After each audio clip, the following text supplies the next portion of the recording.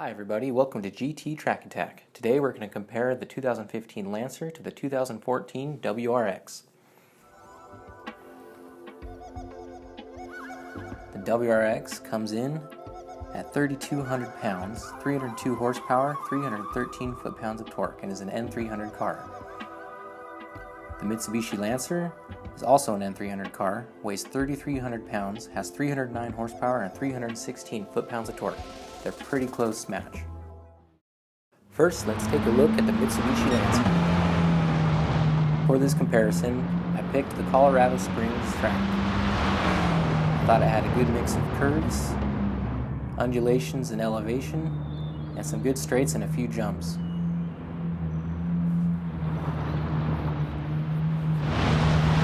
I made this library kind of match the Lancer racing team.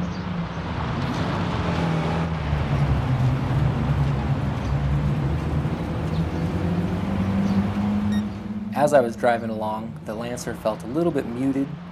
The steering was slightly squishy, had a little bit of understeer. I just had a hard time getting this car to hook up with the dirt.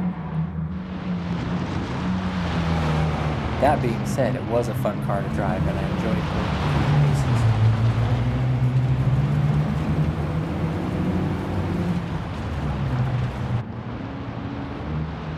It's also an excellent looking car. And in the real world, I love seeing them all around.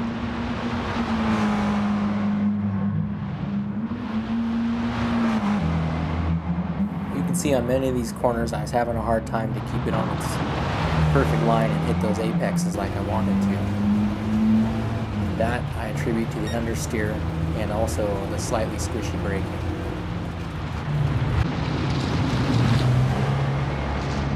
There's a good example right there. Okay, so now we're bringing the Lancer to the finish line, and it completes Colorado Springs in 1:41. Okay, let's take a look at the WRX now.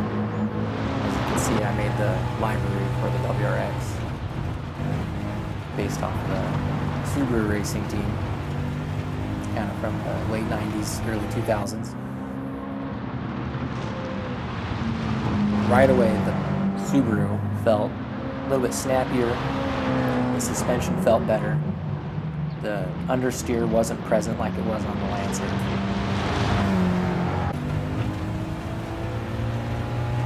Felt like it had a little bit more get up and go and was more forgiving if I made any mistakes.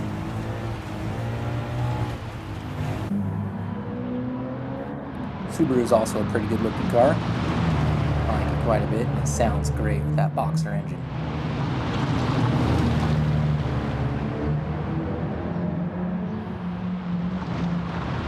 Again, the Colorado Springs track was excellent with all the various curves and a few jumps.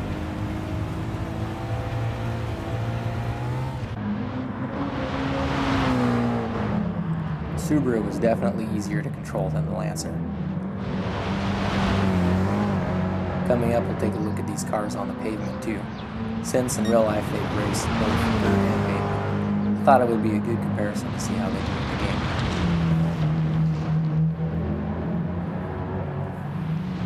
Okay, Subaru's coming around the last corner.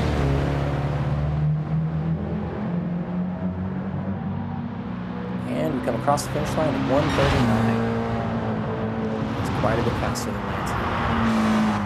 Okay, now we've got the Lancer, the Kyoto driving park. I picked this track because it's kind of short but has a good few curves.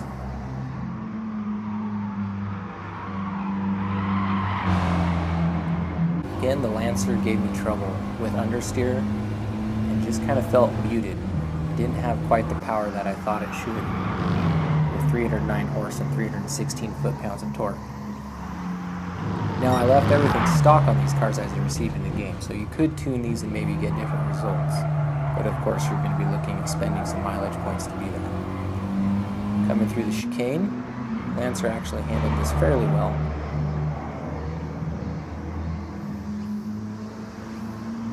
And we're across the line, 49 seconds. So here's the Subaru, looking good with that chrome blue. Again, the livery on this car is inspired by the Subaru Racing, not meant to match it exactly.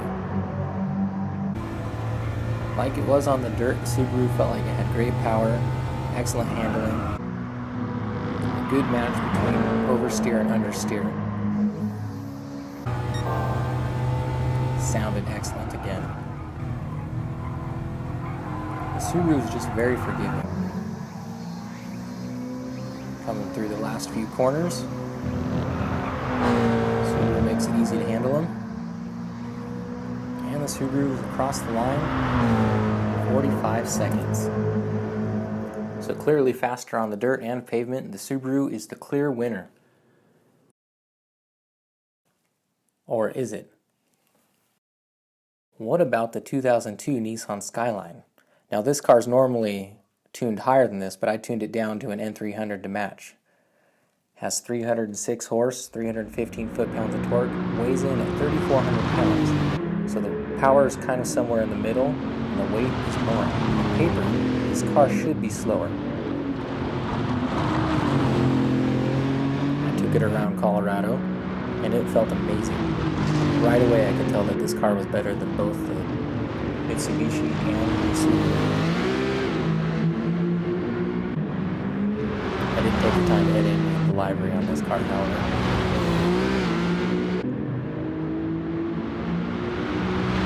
$138,250. That beats the Subaru by almost a full second.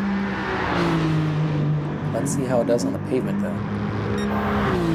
Weighing more, you might expect it to act like a boat. A little bit understeer, but it doesn't. You can tell that with the stock settings, the suspension is a little bit soft. But that didn't hurt its track time at all. And we're across the line 42 seconds, which is 3 seconds faster than the Subaru. So what's better, the Subaru WRX or the Mitsubishi Lancer? And of course, in this shootout, the Skyline R34 takes the victory. Thanks for watching, and don't forget to subscribe.